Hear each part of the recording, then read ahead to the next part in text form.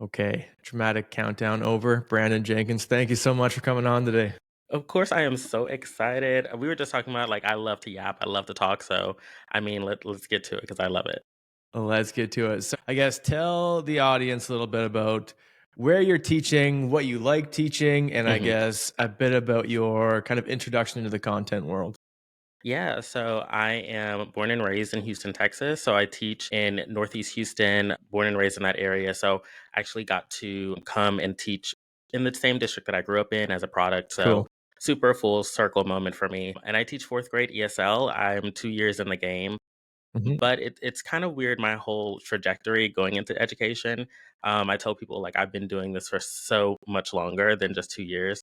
So like right out of high school, I went into a program called Homegrown for our district. So I got an early like introduction into education, being into Mhm. the school system, where I got to be able to shadow various teachers, veteran teachers. And I did that like right after high school. So 2016 to about 2023 is when I graduated. So I've been Okay. in education for a hot minute. But as Mhm. a teacher, like 2 years right now, like when I got into the classroom, I was like, okay, like I've already seen half of this stuff before. So it's kind of a Yeah. weird transition in a sense. Mr. Clark After Dark is brought to you by Luxy. That's Luxy. Luxy is the standard for modern dating as it gives you a greater understanding of any potential match's intentions and background before you make your move. Swiping endlessly in other dating apps can be exhausting and often leave you with only the leftovers in your dating pool. Luxy is an exclusive platform with just a 10 to 15% acceptance rate, as well as a profile and income verification feature so you can be confident you're only connecting with those who meet your high standards. The community guidelines emphasize safety, trust, and equality by strictly prohibiting scams, explicit content, and harassment. 2025 is your year to stop settling. With Luxy, there is no luck involved, just real connections with people who truly match what it is you are looking for. Download the Luxy app today to see if you qualify for a better chance at finding the right person for you. And now, back to the show. So, talk to me a little bit about teaching in your own districts. I did the Mhm. same thing. So, I was kind of like, what were the moments that I almost said moments? I did not mean to. The moments where you like saw your teachers growing up as human, or like, did you have many of those experiences? It's oh my You gosh. hear I some mean, stories once you yeah, get, you're like like, whoa, I did yes, not yes. expect It's that. very, very different. Like, peeking behind the curtain for sure. I grew up in a family of educators, so I kind of had an idea. Like I would go with my aunt during the summer to help her set up her classroom. I would go like for her with her to tutorials. My uncle, is a professor, so I kind of had a background in like seeing the logistics of some sort like when I was a kid behind the scenes. But when I was able to go back into my district, it definitely was a shell shock because I was like, this is what my teachers had to go through. Like I get it now. I completely get it. Like I was definitely one of those kids that every time on my report card I would get like Brandon loves to talk. Like he's a talker. So it was kind of weird like going back and being like, okay, these kids are exactly like I don't understand how I was able to like how my teachers did it. So like going back into my district and seeing like my teachers, like I would see them at professional developments or see them at like district things. They'd be like, "Hi," and they'd be like, "You're a teacher," and I'm like, "Yeah, yeah." Like I'm studying right now to be a teacher, and they're like, "You know what? Like we always knew like you would do that." So it's very good to see that and have that full circle moment and just Mhm. be in a district where like product or not, I mean, obviously, like the advantage is different, but being like with a district that really cares about you, and obviously they got to see you grow up through the district, it eases your mind a little bit to be able to like integrate yourself within the district. Absolutely, because even for myself, when I started teaching, Hmm. it was not the middle school I went to was kind of expanded into a high school, and then I ended up teaching at the high school portion of it. So a lot of the former staff who had some stories about my grade 9 class when I was there, which was awesome. But I think if anything, it gives a different advantage because I don't know if Hmm. I necessarily would have had the same not drive to start this podcast specifically, but some of the people that I interviewed at the beginning are like the assistant superintendent because they were Hmm. my principal when I was in school. So I already kind of had a connection with some of those people, Yeah. which was like super nice. But um, these are some of the cliche questions I love to ask every teacher when they come on. I guess maybe super quick. Did you feel prepared for teaching going into it? And did you feel the imposter kind of on your shoulder all the time? If so, I guess what advice did you have to kind of get over that, or like a story? Ooh, first question, like, was I prepared? Yes and no. I think I was prepared. I had been working in my district as a para for a long time before actually getting my classroom. So, was I prepared? As much as Yes, as much as I could have been. But when I got into the classroom, I never ever realized the full brunt of like being a teacher. And you. that, Mhm. was far from just like being in the classroom, getting to know my students, getting to have my students know me and getting to be creative in my classroom. And I thought that was just the one part of teaching. Like I was Yeah. fully prepared for it. I, was expecting to love. And I do love teaching, but I think that there's so many more components that are added to the plate of teachers Mhm. that I was not prepared for at all. Having so much paperwork, having, no time outside of like learning how to create boundaries for yourself was definitely something that I wasn't prepared for. So it was definitely a shell shock for sure. And then the second question, can you repeat that? No, I was just thinking because my kind of major shtick that everyone kind of makes fun of Mhm. me for that listens is like I love talking about imposter syndrome. I Yes. feel like it's one of the I feel like it's one of the most underrated reasons for the early quiet quitting. Like Mhm. I think people start to learn, okay, maybe I can't do this job because it's actually just the realities that starts to eat at them, and then they don't really fully get rid of that imposter part. But it's when it seems like you would have had less of an interaction Mhm. with imposter syndrome because you had so much time in like the setting already. But Yeah. I mean, it definitely does creep up often, sometimes from time to time. But going in, having the opportunity to work in my district for so long, I was able to be on my campus and implement things that I loved, like creatively or with technology or with different things. And like in a sense, like I was a parent, so they didn't really. I don't think there was ever a problem with them seeing me like mhm. in that way. But when They're I like, finally, he's yes, moved up, and yeah. now we can do more. Yeah, so when I got to my campus as a full like teacher, with my classroom license, like, the name says Mr. Jenkins, the door says Mr. Jenkins. I went in not fully like I was very confident in what I could provide to my campus and to my classroom. I love that.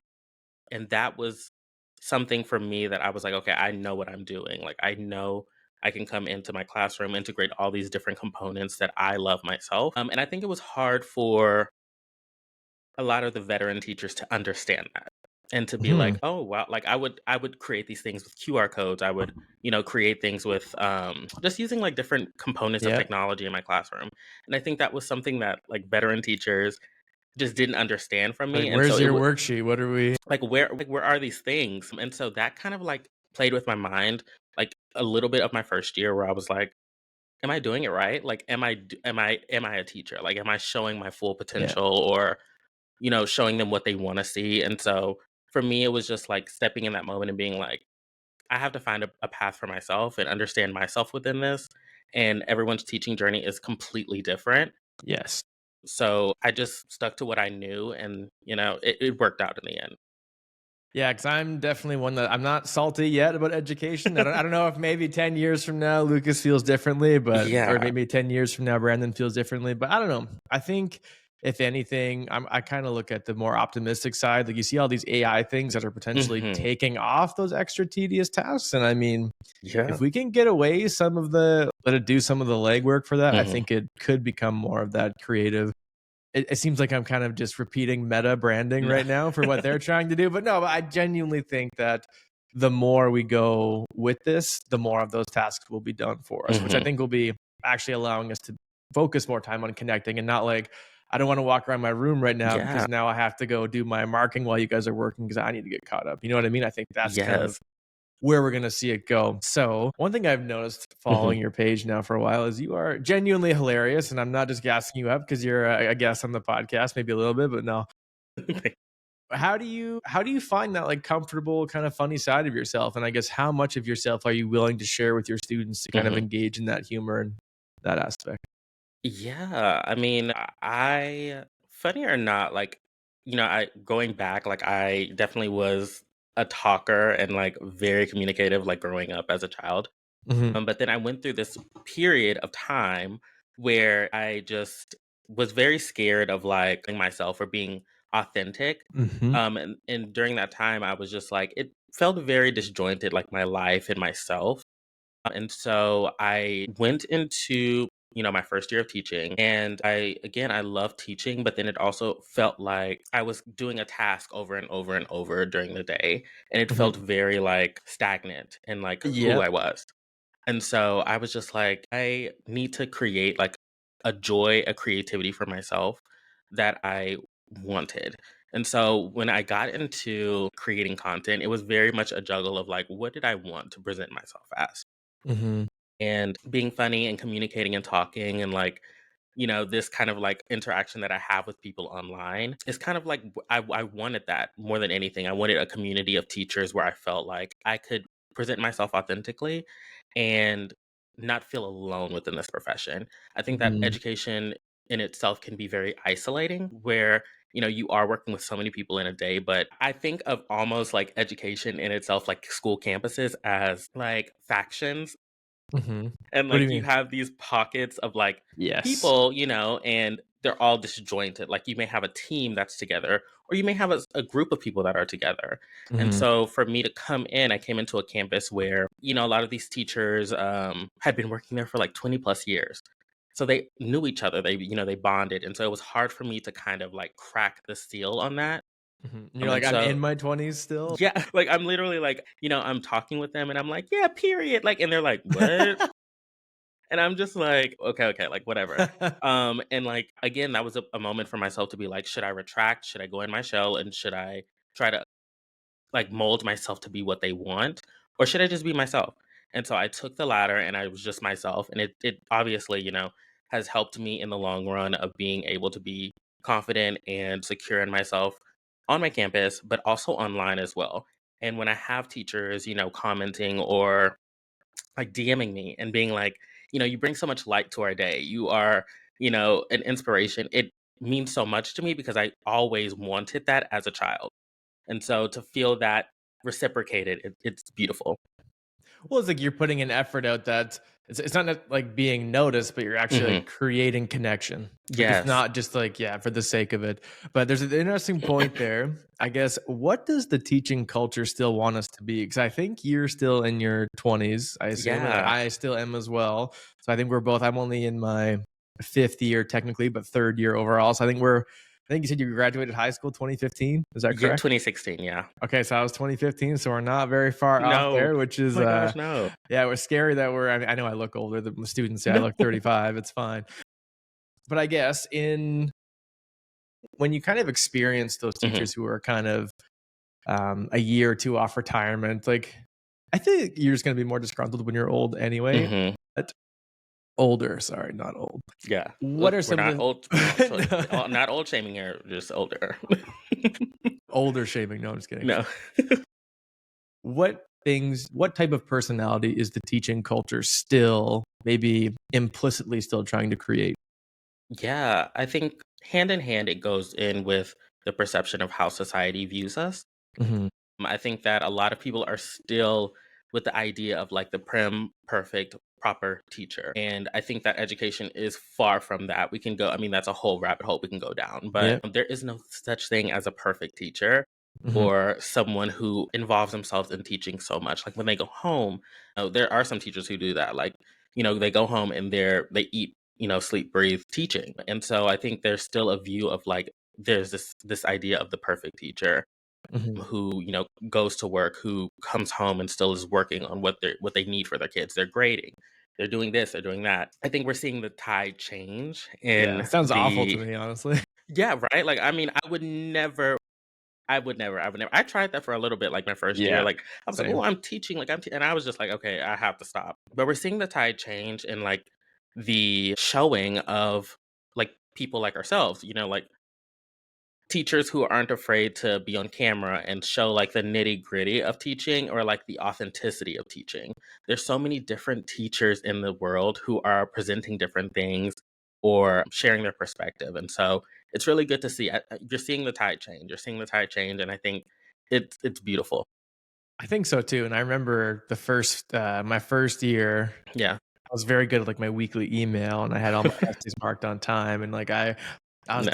I was doing all the things, right? And then year 2, I was like, "Damn, I don't wanna email another 18-year-old's parents about their where I'm like, they're an adult." Like, I know my admin was starting to be like, "Clark, you gotta." I'm like, I just don't have it in me Yeah. to send like, I can literally in Alberta and Canada anyway, like, Mhm. I could see them at the bar later that day because the Yeah. legal drinking age in Alberta is 18. I know the US is different. Yeah. But those were just things for me where I was like, this is I started to walk it back. I Mhm. guess and not being oh, I don't need to send that email this week. I can do that next week. That was Mhm. one of the changes I started to see for myself. But one of the other things I see that you are quite passionate about, which I Mhm. honestly super respect, Mhm. especially where you are newer in education. Mhm. So talk to me a bit about the importance, or I guess ways that we can improve looking at representation in Mhm. education. Oh my gosh, I mean, this is like my passion project. Let's go. So Let's do it. I mean, I love this. It's very something for me that's so close to my heart that Mhm, I love to just talk about it, but it also brings a lot of emotion and like mhm, trauma connected to it, which I mhm. think is a great catalyst for change. Absolutely. So being growing up in Houston, obviously it's a very diverse city, but I grew up in Northeast Houston where I had a lot of African American teachers who were women. And so obviously that was a great experience in itself. I got a lot out of that. But I wanted more than anything growing up to be able to connect with other men within education. And it Mhm. was always in a capacity where I could only attain that through like athletics or some kind of disciplinary figure, right? And Yeah. so one, I don't play sports. Like I've never played a sport in my life. So I just like that was not going to be an option for me. And then like two disciplinary figures, I mean, aside from talking too much, I didn't get in trouble much. So Yeah. I always just wanted that connection and that mentorship. And I only got that until maybe my undergrad, probably like my freshman year. And it wasn't even a professor, it was like someone on campus who was doing work within representation for African American people of color within education, creating that pipeline. And Mhm. so I started to do the research and really delve myself in the work. And I got to work with a organization in the United States, primarily Texas, called Education Trust, and they sent me like they just one day reached out to me and was like, "Hey, hop on a Zoom call and I just want to hear your story." And for me that was just so pivotal because I never have heard that before. No. I never had anyone say, "Hey, let me just hear your story." And so I just shared my story about growing up in East Houston, not having the representation, wanting more than anything just that connection. And a couple months later they were like, "Hey, quick call really quick. Would you want to go down to the Texas Capitol and testify for educators of color, that representation in the classrooms?" So I got there. I was That's so a nervous. huge call. Huge call. I can talk for days. I'm telling you right now, I could talk for days. Guinness World Records, I can Yeah. talk for days. Uh-huh. But when it comes to like public speaking and like a continuous story, I, I still get scared. Mhm. So got there super, super nervous. I think I was supposed to testify at like 6 p.m. that night. I got there at 11 a.m. 11 a.m. ready for my call at 6. Yeah. Never got the call. Never got the call. My What do you mean by never plane. got the call? So So like we're you were sitting okay. there, we're sitting there in the like little waiting room, Okay. and it's like taking forever. So like they're just taking so long. So it gets to 6 p.m. and they're still going with like people, like 3 people before me. So they were like, you can either like stay and wait, basically, or you can leave. And my plane was like at I think at 7. So yeah, so I was at 6, plane at 7. I was supposed to talk for like 15 minutes. It gets to 6 and they're like, sorry, you're gonna have to wait. And so me and the director of Education Trust Texas, we were like, okay, what do we do? And so he was like, you know what, we came all the way down here. If anything, I will pay out of pocket for another plane ticket, but you're gonna tell your story. And again, that was a moment where I That's was like, cool. okay, they're invested. They are invested. So I got like 9 o'clock p.m. at night, got on the stand and testified. And And so who are you talking to on this panel? like governors, representatives. of Texas. And at that point, they were so tired. I could tell. They were just like it was like they didn't really care. And Yeah. that's the sad part is Yeah. like they hear this story told tenfold, right? They have people come on Hill Day. They have people come, they have letters, they have emails, they have all these people saying the same things. So for them, it's just a revolving door of people saying the same things. But in my mind, I was like, I can either keep it going, keep fighting, keep persevering, and having them hear my story because at some point in the day, some point in their lifetime, there's going to be a change. Mhm. And so, I got there to testify, and this work for me has been ongoing, working with policy in Houston to create pipelines for educators of color, funding, scholarships, those things that keep educators of color not only just in the profession, but Mhm. like recruiting them in. Like it's not a pump and dump situation where they're coming in, they're leaving within 2 years, because it's not fair and it's not conducive to them. And then also like creating like my own podcast, Teaching in Color. And that has been amazing in itself, giving educators of color a platform to voice their stories. And I think more than anything, we need to hear each other's stories. Mr. Clark After Dark is also brought to you by Jumping Bean Coffee. Jumping Bean Coffee is a premium, fair trade organic, and low carbon roasted coffee from the East Coast and is based out of Newfoundland. Some of their standout blends include the rich and flavorful Lighthouse Roast, the bold Deepwater Dark Roast, and of course the iconic Screech Rum flavored coffee. Whether you're supporting local, missing the taste of home, or simply looking to experience the best the East Coast has to offer, Jumping Bean Coffee has something for everyone. Click on the link today to secure your bag. And now, back to the show. Yeah, because it's something that you don't like. For me, like, obviously, I do not have an experience like that. Like, the one thing I kept note of here, and honestly, thank you for telling your story here as well. Mhm. I really appreciate that. And I remember teaching at a summer school or teaching summer school for my district.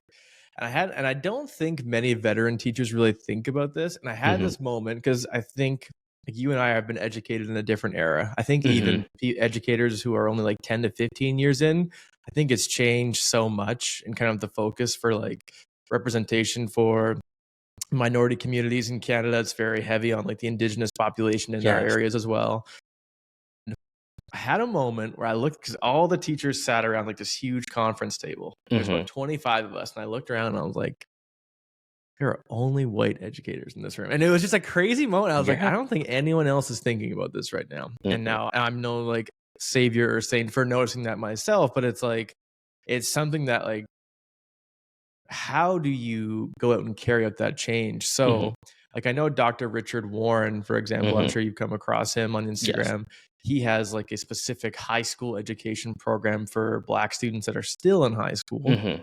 And so, is that kind of what you're seeing as a positive in Houston in your area as well? I Mhm. guess, like, when it comes to funding and programs, is that kind of what you're looking at consolidating in your area as well?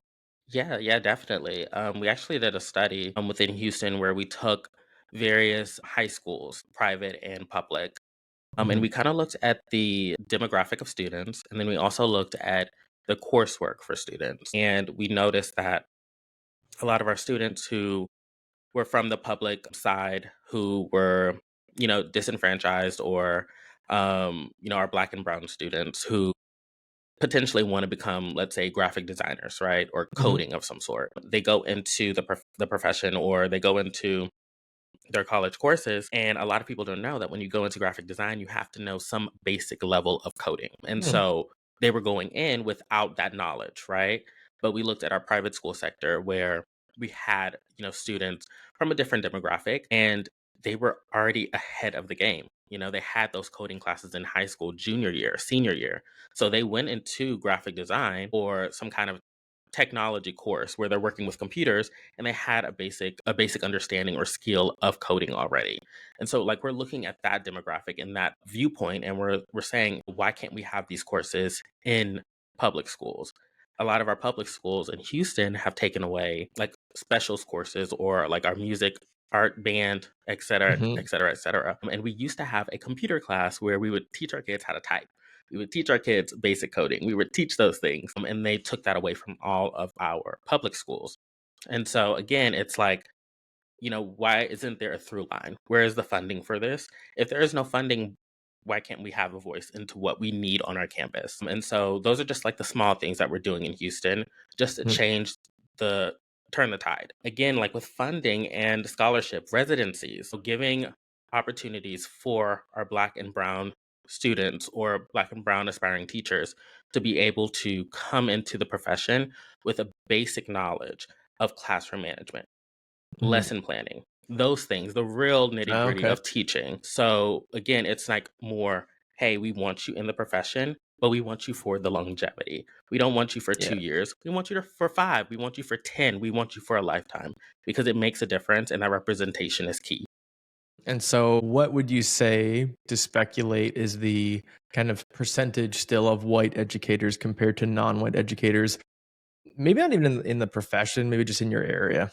Would you happen to know some Oh my stats? gosh. Like, 'cause I would say it's even from I'll just speak for myself from Hmm. experience. It's I would say like 80 to 90% still Hmm. white for the most part. I think in my area, especially the district that I'm working in, I think my district does a very great job in having teachers of color in their schools. I think it's still, I mean, it's a toss up, right? Depending on where you are. But I'd have to look into the percentage. I'm not really sure. I'll look into that because I that's definitely something for me that I need to look into. But I know still that we're looking at worldwide, like, or United States, about 1.6% of education like have black men in education. So I mean that's a like drastic. And so yeah, I mean it's something that we can talk about for days and days and eons and Yeah. eons. And again, it's like we can continue that cycle. It's more so, what can we do about it? Yeah, and so obviously, I hope to see think projects like what Richard Warren has going on Hmm. expand further and further. I believe one day soon I'll be having him on to discuss that a bit. But Yeah. so I guess if that's the kind of where we're at Hmm. part of the discussion, like one of the biggest things I would say that maybe not struggled with, but like kind of contested with, Hmm. because I guess my background is social studies education, which is very broad, but one of the when the initiatives are talking about like racism in the classroom Hmm.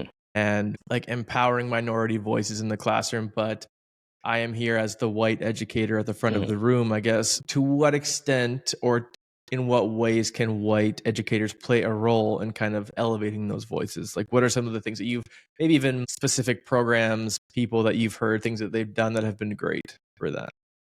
I think the very first thing that white educators can do is listen. Be in the room, listen to what we have to say. I think a lot of times it can be a very touchy subject and it can also sometimes be combative in terms of how we present those things. And I think that it doesn't include the whole spectrum of white educators. But again, being in that room, hearing our voices and standing with black educators or educators of color Hmm. is the first pivotal movement, like the first movement that they can do. Hmm. I think secondly is being able to partner with Black educators or educators of color in creating programs, working with nonprofits, being in with policy change and understanding policy. I think that a lot of people can say, "Hey, I want this to be done differently," but really understanding and sitting down and hearing those voices and understanding the policy change that's needed and wanted is probably like the second thing that should be done. But I think being a collaborative unit and force in moving this would bring drastic measures for sure. And so I don't mean to put you on the spot here, Yeah. but I'm going to give you a scenario. Gosh. So let's just say hypothetically, there's a young black educator, 22 Hmm. years old. They get hired at a school Hmm. of maybe 70 teachers in their building, and they're the only black educator. I guess what are some of the things that you would tell that person to say, like, these are the ways that you can attempt to be comfortable with yourself and like stay within your identity in this school? Oh my gosh. Well, I mean that this scenario, this character Yeah. is definitely is me. I Yeah. came into my campus as the only black male and the one of the only black people on on my campus. Hmm. And so, the first thing that I would definitely recommend and say is understand and be authentic in who you are and present yourself authentically. That's what most people want, is to fit you inside of a box, right? They want to view you as who they want to see or who they perceive you to be. And that comes with sometimes with, interviewing and job hiring, right? There's always kind of a sense of, I want a Black male on my campus because I know that there will be a disciplinarian, right? That there'll be, some kind of like athletic figure or figure of Mm, dominance. yeah. And I think, you know, for me, again, I've never played a sport. I'm not athletic. One thing, I'm a nurturer. Like, I'm not Mhm. a disciplinarian of any sort. So I think for me is just to be authentic in who you are and present yourself and not limit yourself. Don't fit yourself in a box. You know, it may make them mad, but make them angry. It is what it is. But you won't have to combat like who you are and your characters and your morals, and then present yourself just authentically. And who you are is something that I think helped me along my journey. No, I love that. Something you just said there about how you're a nurturer, I Hmm. feel like, because I am honestly, I'm like the opposite of a disciplinarian. Yeah. I hate, like, part of me hates it. I actually had a conversation with my principal this week, and Uh-huh. I said, I was like, I don't know if it's a weakness or an area of growth, or is that if that's just who I am. Like, I don't know. I Yeah. don't know. Like, especially being in a middle school now this year because I just moved, and anyway, that's a whole other thing. But the how have you honed your classroom management?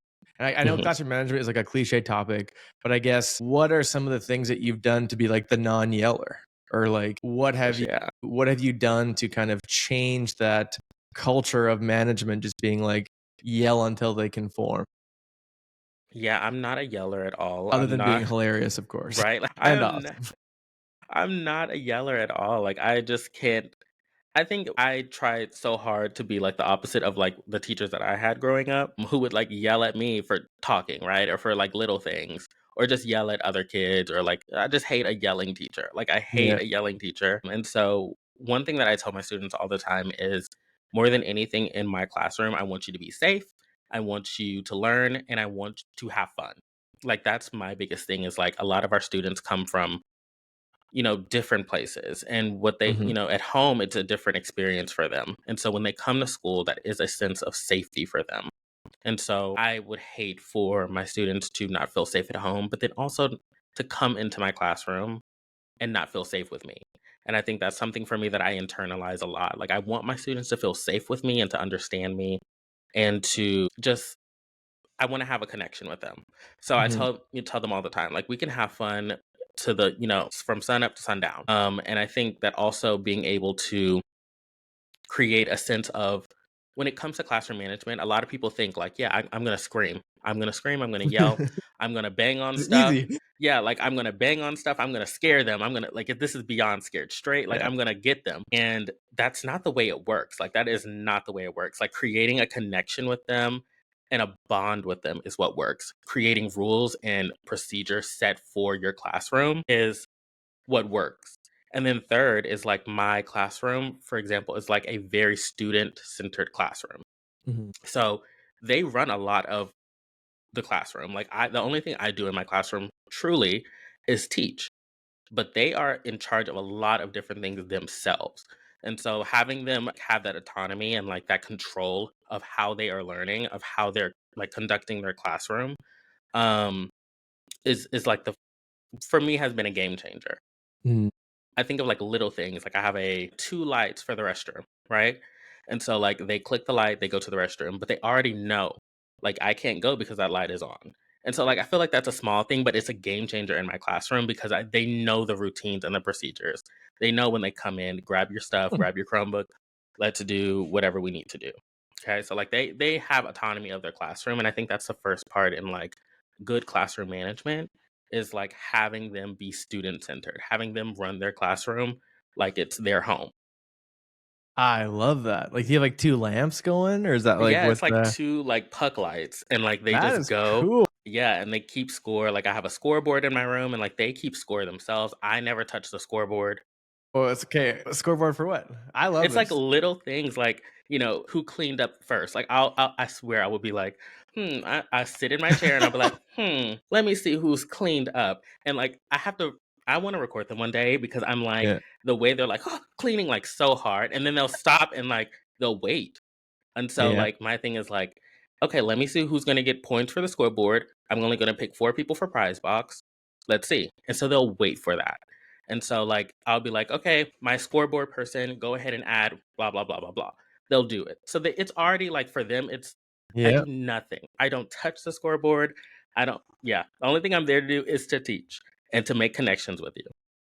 Yeah, and because I find even for myself, Mhm. like I taught high school for a couple of years, and now I'm in like a resource position, so I'm not really in a Yeah. classroom in the same way. Oh, I'm yeah. I'm I'm intending on going back, Mhm. hopefully, to a high school. 'Cause I think high school history and social studies, I think, is where my nerdy little heart is. So I don't know, Yes. maybe I'll head back there. But I find one thing I've noticed being in a lot of teachers' classrooms now, which has been really cool actually, Mhm. kind of working in that kind of support capacity, Yeah. is that sometimes you'll see, and I'm not even thinking about any teachers specifically right now, I actually promise, but like they might implement things like a scoreboard Mhm. or toy, but then they use it as the threat. Like they'll use it as a thing to Yeah. yell, you know what I mean? So that's you're almost kind of defeating the purpose of even sometimes using your own income to like buy some of Yeah. these prizes to maintain your classroom. So yeah, I love the idea of the lights because I don't know how many times you hear, "Can I use the washroom?" or like you just Yes. Yeah, yeah. eliminating that entirely. Yeah, Yeah, I it's love that. it's crazy. And I think sorry to like I keep adding, Oh, I no, like to keep going, I please. like to talk. But it's like trust, I think, is a big part of it too. And like you understanding that there needs to be a level of trust. I trust my students to do the right thing. And like I think that goes a long way. Like I could, stand in my classroom and tell them go walk down to the cafeteria by yourself. And they know. I don't even have to, I would never get a call about that. And so it's just trusting them to know that they're going to do the right thing. And then when they come back, they're rewarded for those things. Yeah, you almost like don't make it weird in a sense. Like you don't, Yeah. you better not go. It's like, yeah, you go. It's like I trust that you will like Hmm. be a civilized person in this manner. Yes. Now, yeah, because Now I have like one or two. Like, of course, they're going to be, of course, off the yeah, but chain. like, But even then, well, like, well, a lot of teachers tell me they're like, it's not rewards, it's incentives, and I'm all behind it. So it's like, yeah, it's kind of that back and forth. But I do yeah. love the balance that you struck with your students. What grade do you teach, or like, what's your kind of? I don't even know what like subjects you teach. Yeah. Fourth grade. And I teach like literally all Fourth grade. subjects. Yeah. Okay, that's ESL a bold students. move. Yes, teaching fourth grade is not for the weak. I'm gonna tell you right now, there are maybe like 2 grades in elementary that are the scariest grades. Kindergarten and 4th grade. Hmm. Those are the 2 scariest grades. I'm so sorry. Like 5th grade, 5th grade, they're already out of the door. They're Yeah, over it. But like kinder and 4th grade, they don't really know, how to conduct themselves in a school. So you're like teaching them. And then 4th grade, yeah. there's like a shift. Like they come in so sweet and nice and loving. And then like by the second semester, it's like Sour Patch Kids, honestly. It's like I'm tired of this building. Like Yeah. my 9-year-old self is done with this. Yeah. Like I'm like, come on now. I don't know. I know my wife teaches kindergarten, so Oh my I kind of gosh. yeah, like I taught grade 12, and then she taught kindergarten, so we kind of got Ooh, that is a the full circle, and then our supper conversations were always interesting. Let's just say, yeah. and so this kind of piggybacks onto this because it's actually just an expression I heard used this past week. Mhm. Because I do find in education, because obviously I think for you and I, our goal is that this profession doesn't suck. Mhm. I think that's fair, and obviously everyone will say that about every industry. I do think in the future going forward, AI will help, and AI will Mhm. bleed out other positions. So I think teaching will become more of a desirable position. That's kind of my weird conjecture, but Yeah. it seems a lot like when you go into it, like you're talking to your professor, you're talking to a mentor teacher, and sometimes they're just annoyingly humble, and they're like, "Oh, like you'll figure it out, you'll be fine." And you're like, "I just want you to tell me like your Yeah, tell secrets, me. like tell me how to do this." So when I say the phrase educational best practices, like Mhm. what? So when like for me, it's just moving around the room as much as you can.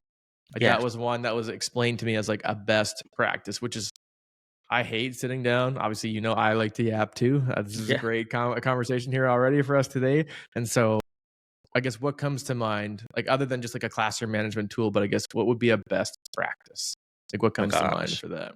I don't mean to put you on the spot, but No, no, no, no. This is such a great question. One is like the integration of technology. I think like with everything going on now, our students, like my group of students right now, they're the last group of the COVID era. And mm, so like they were pushed into technology. Like they had their classes online. They were like there was TikTok, the boom, like all of these technological advances being presented to them. And so for me, it was like I love technology and I love being creative with it. And so that is one educational best practice for sure is like integrating technology in any way that you can in your classroom. There's so many things that you can gamify. There's so many things that you can become that can become interactive for your students. So that's definitely one educational best practice for me. The second is to like not be afraid to experiment in your classroom and like try new things. And I think this comes along with a lot of our veteran teachers who are like, hey, I've done this since blah, blah, blah. Like it still works. But we have a new caliber of students, a new yeah. caliber of like things are just different worldwide. And Mhm. so being able to experiment in your classroom and try something new and not be scared of it, that's another best practice for sure that I think is going to make a difference in education as a whole. Mr. Clark After Dark is also brought to you by Jumping Bean Coffee.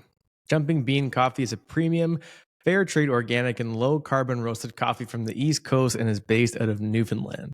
Some of their standout blends include the rich and flavorful Lighthouse Roast, the bold Deepwater Dark Roast, and of course the iconic Screech Rum flavored coffee.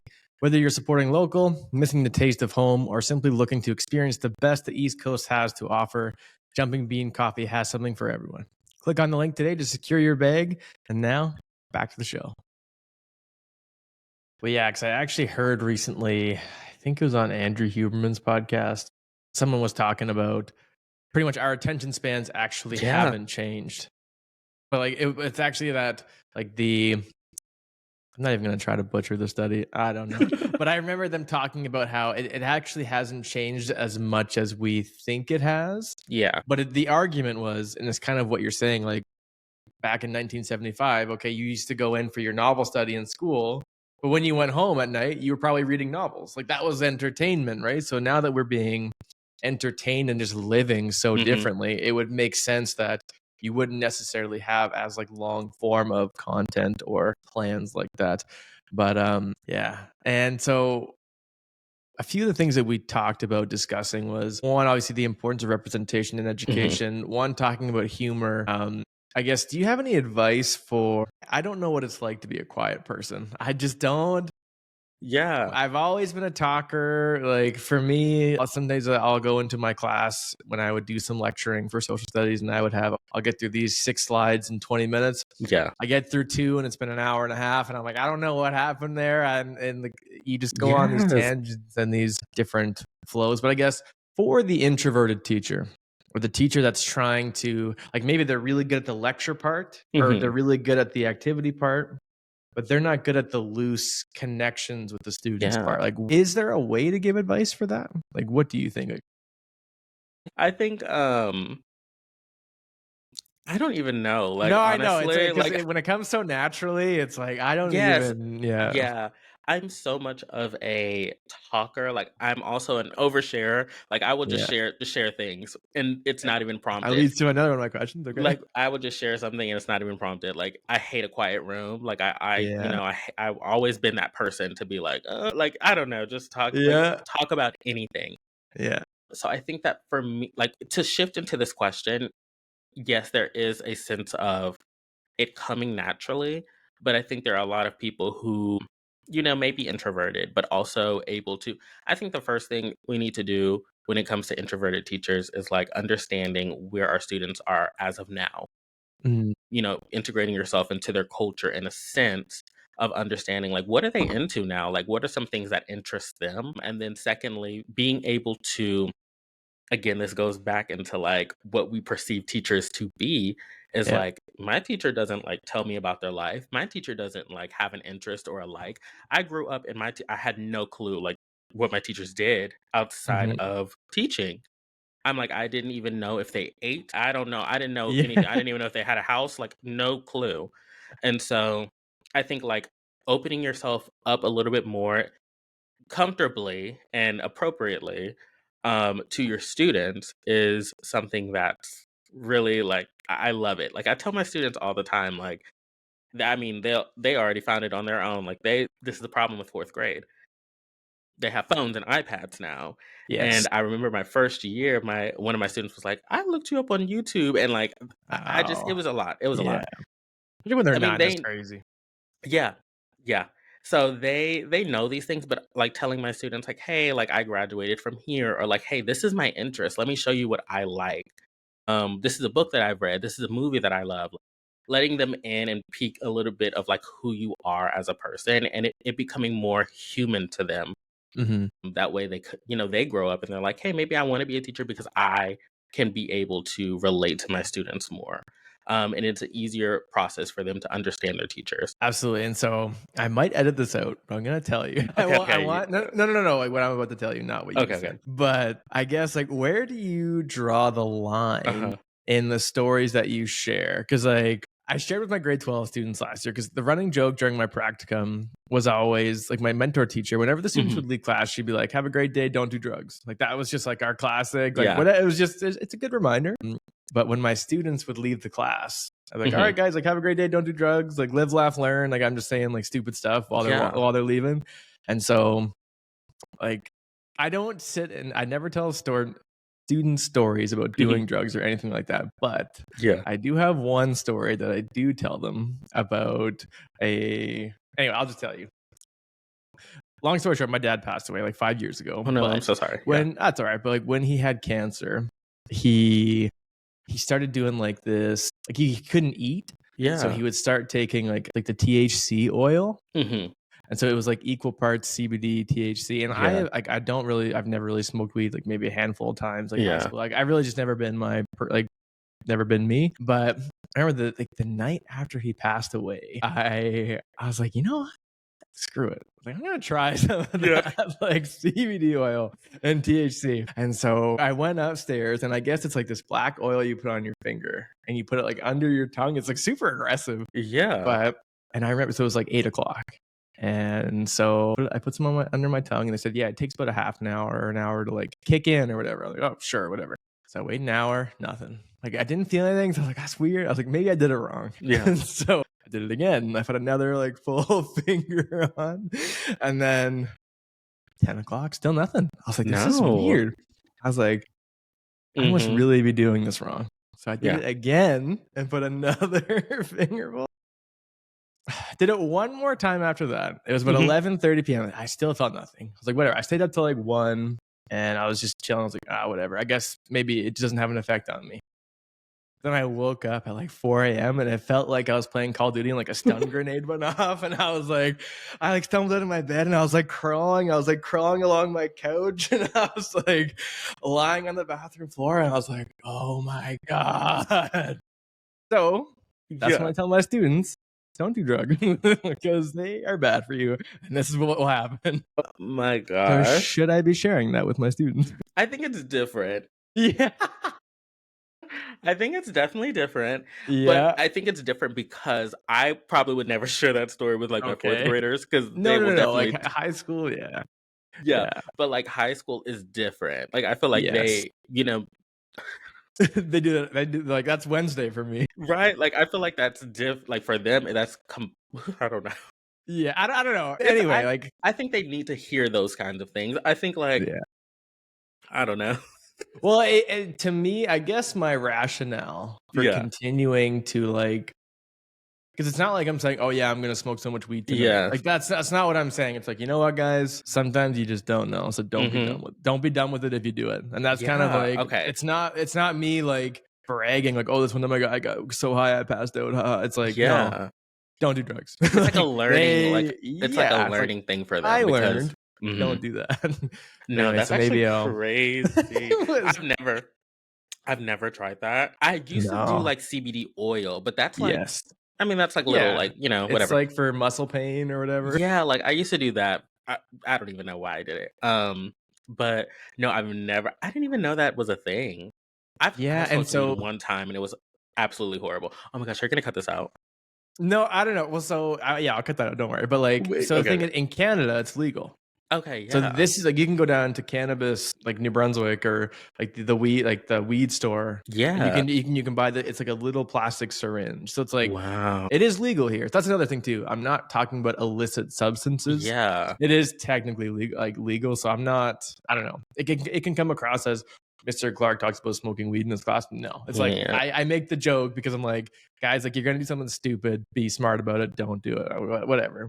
Yeah. Anyway, that's my so that brings us back to where do you Yeah. draw the line of what you share with your students? It depends on, like, Yeah, what not it this. is. You see me differently now? It's okay. No, no, no, no. Look, I know Canadians love that stuff, okay? Okay, yeah. So, I'm not Sure. no shame here. No I shame live by here. the ocean now too, so Yeah, so I look, I know, but it depends on what it is and, like, how it is presented. I think, like, one time we were talking about like, they were saying something about, like, they play Roblox or something, whatever, and very different. they play it, but they play with other people. And I'm like, "Oh, you play with your Yeah, friends, right?" And they're like, "Yeah, my yeah, friends, like, whatever." And I'm like, "Oh, so you play with, dot, dot, dot, dot," like, we're listing off names from their friends in the classroom. They're like, "No, like, I play with, like, X, Y, Z, whoever." And I'm like, "Who are those people?"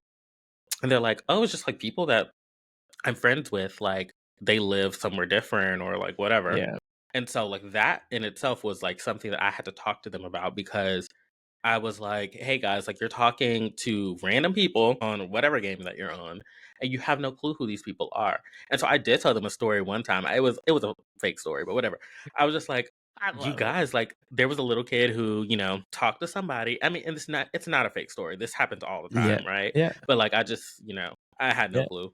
So I was like, "Hey, there was like a little kid who played blah blah blah with their kid with, another person online, and come to find out it was an old man and they kidnapped them and blah blah blah." And so like I share those kinds of things with my students when it is like presented or needed or like they have a general question, because for them, like, who's going to be honest with them? Like there may be teachers like you, Lucas, who are like, I'll have this conversation with them. But there are a lot of teachers who are like, well, whatever, like, you'll learn once you grow up. And so to let them know about those things now is important. I think I had a conversation with my students like last year when this is actually like so important, I think, to have with your students. Like one of my students was like, hey, like, what if you don't have papers to like go to college?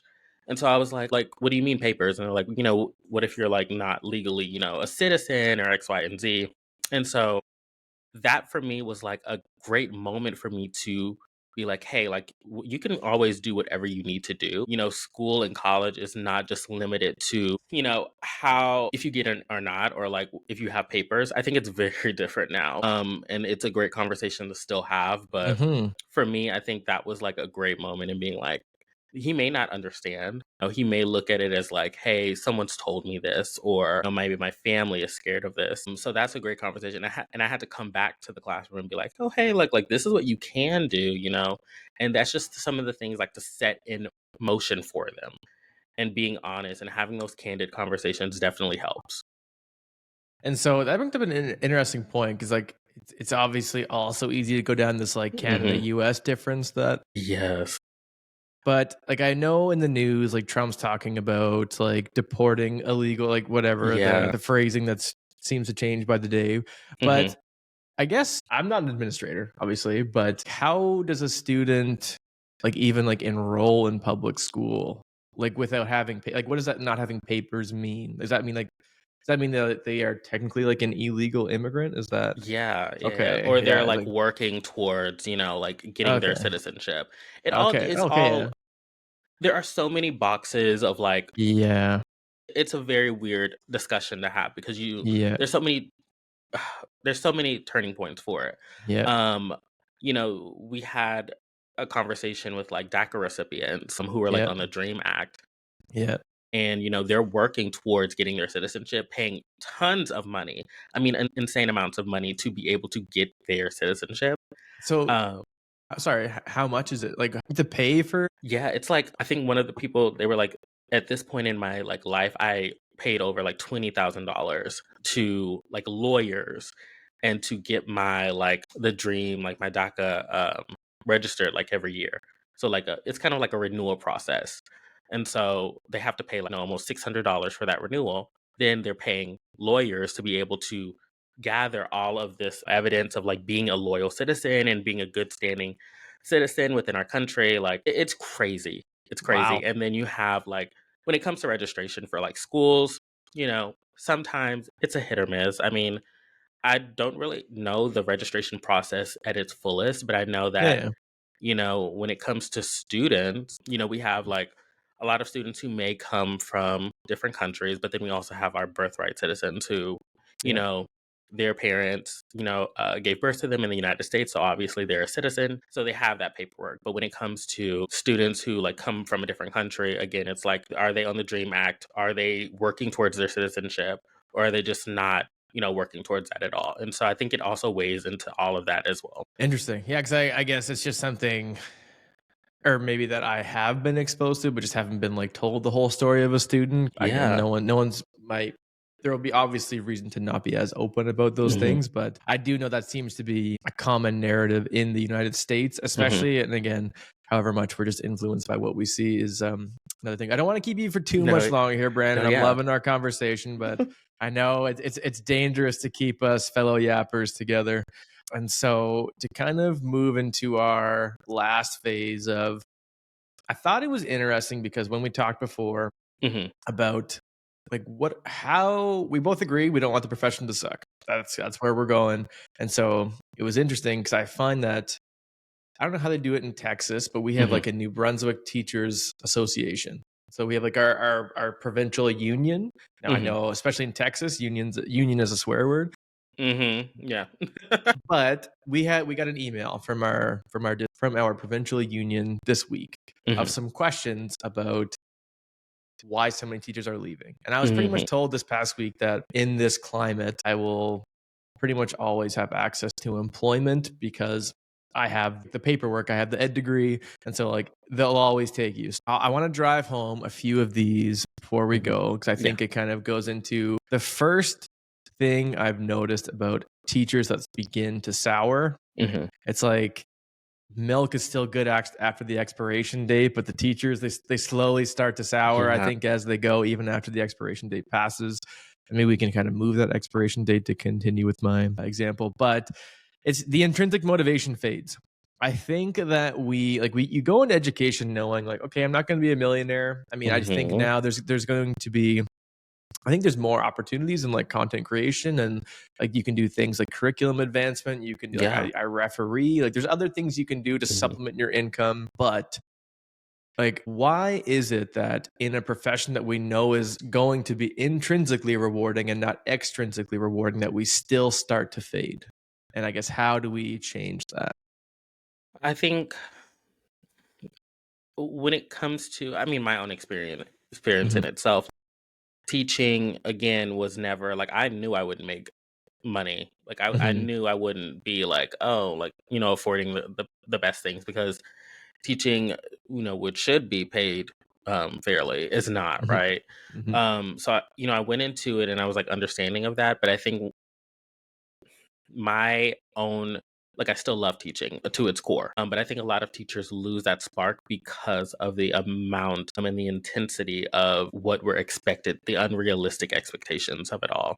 And so when I can tell you right now, we would have so many teachers if we just got into the classroom and were able to teach, right, just able to Yeah, teach, able to make those connections. But a lot of teachers are like, I have to teach. Now I have to do an IEP. Now I have an IEP meeting. Now I have a conference that's like, 30 minutes, but I have a meeting for 30 minutes, right? Now I have lunch and my lunch is 30 minutes, but in reality, it's like 15 minutes, right? So I have to now yeah, scarf down my food it's like a lot of things. Then I have a staff meeting after school. Then I have another meeting after school. Then I have to join all of these organizations, right? And do yeah, all of this extracurricular work in order to score this percentage on my evaluation. And I yeah. think right now that education has become so much of a dog and pony show where it's not Okay. so authentic, right? So many teachers, we're just doing this because we have to check those boxes on our Dog and pony eval. show is crazy. I love that. It's true. It's a dog and pony show.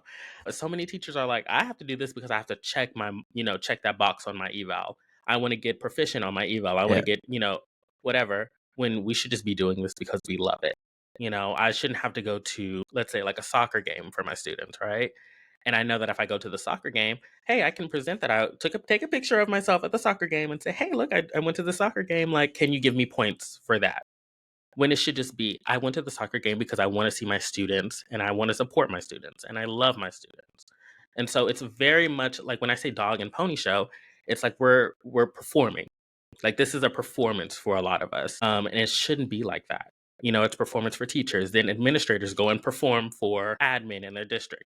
Then admin goes and performs for the district, as a whole. Then the district goes and performs for the state. Like it's all just a show. Yeah. We're just performing for the chain that gets to the suits. People still Yes. wear the fancy And they clothes. don't, And they don't even get to see the full show. well, and so that was very deep. I like that. But something I even noticed too is like, I know there was some controversy of like a superintendent in Oklahoma or something recently. Mhm. I can't remember his name. I don't even remember his name. But like your superintendents are like elected or something. Like people Yeah. can run. Like for one thing I do like about my experience in Canadian education so far is I have never had a rubric for an Mhm. evaluation. Our Mm. agreements have always had like extracurriculars are optional. And we wouldn't Yeah. like we don't get like a score. Like we get a written evaluation. And so that's one thing I've appreciated so far Mhm. is like I don't feel like I've had to do that. But from the American teachers I've talked to, it's Mhm. very much like that. Like, oh, are Yeah. you in 3 activities? And like, what does Mhm. that mean? You can be in one activity that takes 15 hours, but 3 that take 3 hours. You know what I mean? So Yes. that can be very weird. But I think I was kind of just going into the like who we're performing for kind of Yeah. thing. And is that more the norm that there's, I guess what I'm saying in Canada, from what I've noticed, more people that are in those higher positions have been teachers. Like they Mhm. go up, like all the superintendents that I've talked to have all like, oh, like I used to teach grade 3 for years. But is that truly the case, especially like in your context, essentially? It That it's depends. not teachers? It depends. I think for a lot of our districts, like, yes, there's an appointment for, like, they have to appoint a superintendent. I've even heard of districts and worked very close with a district who, Mhm. like, even appointed principals. Like, they had a voting system of, like, hey, does this Wow. principal check all of these marks? Like, then we can vote them in. And it's a unanimous decision or a decision made by the school board. And so it all depends. Like, I mean, there's so many people that, yes, come into education working from different sectors of maybe business or technology or whatever. And they come in as teachers and then they move up within their district Yeah. or within their school. And it can dampen a lot of like how teachers view them. I think when it comes to like veteran teachers or teachers who have been doing this for a long time, I've seen those veteran teachers not really take them seriously because no, they think they came from somewhere different. Educators come from all different walks of life, and you can come into education later in your career and in your life Mhm. because you've just found that love for it. So I think, we see a lot of, I've never seen a principal come from anything other, like my district is very good about hiring within and like moving up Mhm. within, Yeah. and I've never really seen them grab anyone from like outside of the district, but there have been many districts that my friends are a part of, or I worked with that, hey, like there's someone that comes from life and business or technology and now there Yeah. are director of curriculum. So it can be a weird crossover and mashup for sure. Yeah. Yeah, I know, and I love getting when you get hired on when you're in the district that you went to Yeah. school in, and you start to Hmm. hear all the tea about the higher ups. You're like, oh, this Yes, is it's yes. fine. Honestly, I Oh, won't share that on here. I would like to keep my job no, after right? Because tomorrow. I'm like, "Woo, let me in that." Yeah. Yeah, there's some crazy stories there, but and so I guess yeah, what kind of started that chain was like the loss of intrinsic motivation, Mhm. and just like it's everything I want to avoid. Just Yes. like just being able to be in that position and hating every day, like Mhm. that to me, I find, I don't know, it just spells disaster. And like no wonder if that's what you envision as education, why everyone's trying to leave. Like I won't sit here and admit that I've never scrolled through LinkedIn just to see what other jobs are like. What do other people do for a living? Like what are you Yeah, like or what do you just guys like Google, actually? what Yeah. I'm a Yeah. teacher, what other, Well, what can teachers do with their yes, degree? actually, one of my next episode after next week is with Educated Exit. So she's Yeah. like talking about helping teachers transition out of it, which is it's crazy. Mhm. Excuse me, how successful she is with Yeah. that. And I'm almost like in like you're my ops. Like Yeah. I'm actually trying to work against you right now. But yeah, it's a sad competition. But Mhm. I'll try and leave us on a positive note here. I got two Yeah. more questions for you, Okay. or strands, or I should say. So, what has been the most rewarding part of teaching for you so far? Oh my gosh, the most rewarding part. Honestly, there's two things that come with it. One, honestly, like the kids. Like I really do it for the kids because I see myself so much in them. And again, I got to come back to the district that I was a student in, and I know these kids. Like I live down the street from them. I see them at the local grocery store. I see them at the park. Like, I see these kids, and so it's definitely something for me that I just do it for the kids because they really deserve it. Hmm. And then two is I am it gives me the opportunity to be a creative and to share my art and my interest with my students and with like the educational world. So I think that's two things that really have made a difference in like me, having a good outlook and perspective on education.